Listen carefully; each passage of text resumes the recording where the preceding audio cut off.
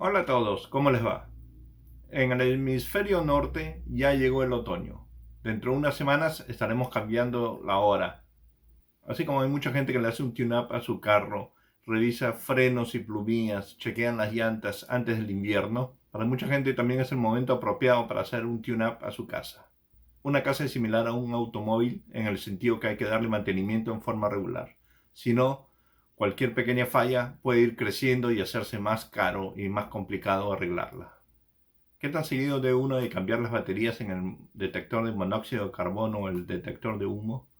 ¿Qué tan seguido debe cambiar el filtro de su calentador o su furnace? Esto y más cuando regresemos.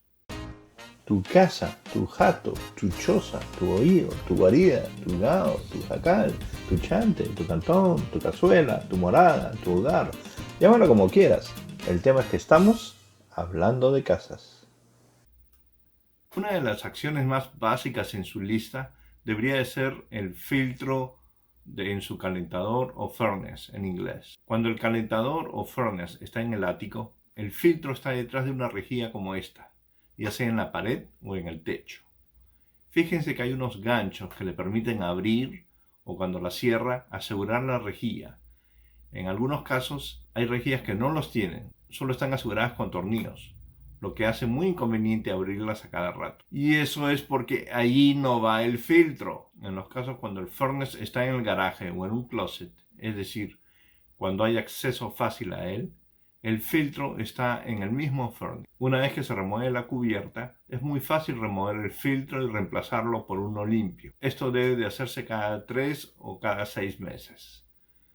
Depende de qué tan rápido se ensucie. También hay filtros que no hay que cambiar, solo lavarlos y volver a instalarlos. Al cerrar, el calentador va a machucar un botón. Si no ha cerrado correctamente, este botón no estará apretado y como resultado el furnace no va a funcionar. Si ese es el caso, acomode la cubierta correctamente y resolverá el problema. Ya que estamos hablando de filtros, aproveche y cámbiele los filtros a su refrigeradora para que el agua o el hielo no huela mal y la comida se mantenga fresca. También es aconsejable cambiar las baterías de sus detectores de humo y de monóxido de carbono cada 6 o 12 meses. Estos aparatos tienen una vida útil de 10 años. Si los que hay en su casa son más antiguos, le aconsejo que los cambie.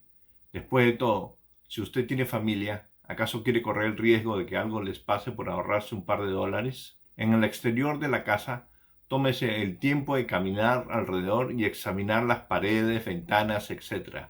Y cualquier grieta que vea debe ser tapada, pues la lluvia o incluso la humedad pueden crear daños a largo plazo.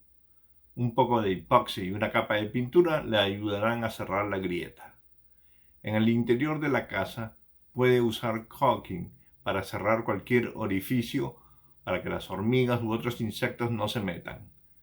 Es aconsejable que con una navaja haga un hueco un poquito más profundo para que el caulking agarre mejor y no se quede solo en la superficie. Revise las rejillas que permiten ventilar el garaje o la casa. Asegúrese que no haya huecos por donde se pueden meter roedores y otros animales. Asegúrese que las tuberías del condensador estén bien protegidas.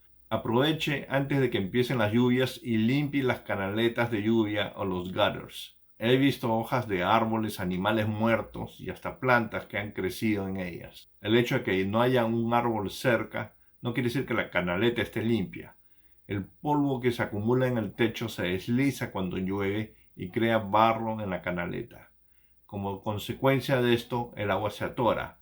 Esto puede causar daños al techo y a las paredes. A veces hay aves que se sienten muy cómodas en los espacios creados por el techo de su casa. Estas pueden dañar el techo, así que es mejor desalojarlas y tapar el área donde hacen su nido. Revise que la llave principal del agua esté funcionando bien, pues es la que permite que el agua pase de la tubería de la ciudad a su casa y por lo tanto es la que va a tener que usar para cerrar el agua en caso que se le rompa una válvula, una manguera o tenga una fuga de agua dentro de la casa. A mí personalmente no me convencen esas que hay que girar.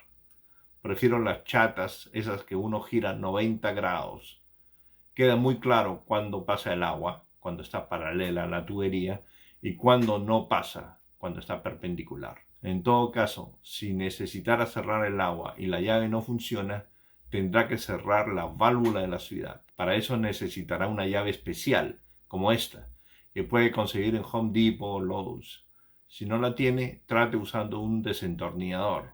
Si no puede y tiene una fuga de agua en su casa, llame a un plomero o a los bomberos. Ya que estamos en el tema del plomero, deje libre el acceso de un clean out, pero eso no quiere decir que lo deje abierto. El clean out es el acceso que las casas modernas tienen al sistema de desagüe para poder lidiar más fácilmente con cualquier atoro. No creo que es aconsejable tener vegetación que esté pegada a las paredes o tocando el techo. Si hay ramas raspando el techo, lo pueden dañar. Y si tiene vegetación junto a las paredes y estas no están bien selladas, corre el riesgo que moho u otro producto de la humedad se metan entre las paredes y hagan daño que no necesariamente es visible al principio. Si usted es el dueño de la casa, usted podría ser responsable si alguien se lastima, así usted no haya invitado a esa persona. Si alguien se lastima con las espinas de esta planta, esa persona podría establecer una demanda legal. Como dice la canción, tiene espinas el rosal. Si no va a hacer más barbacoas, meta los cojines adentro y guarde el toldo, porque la lluvia, o sea, los 3 días de lluvia que le toca a California cada invierno, lo pueden dañar.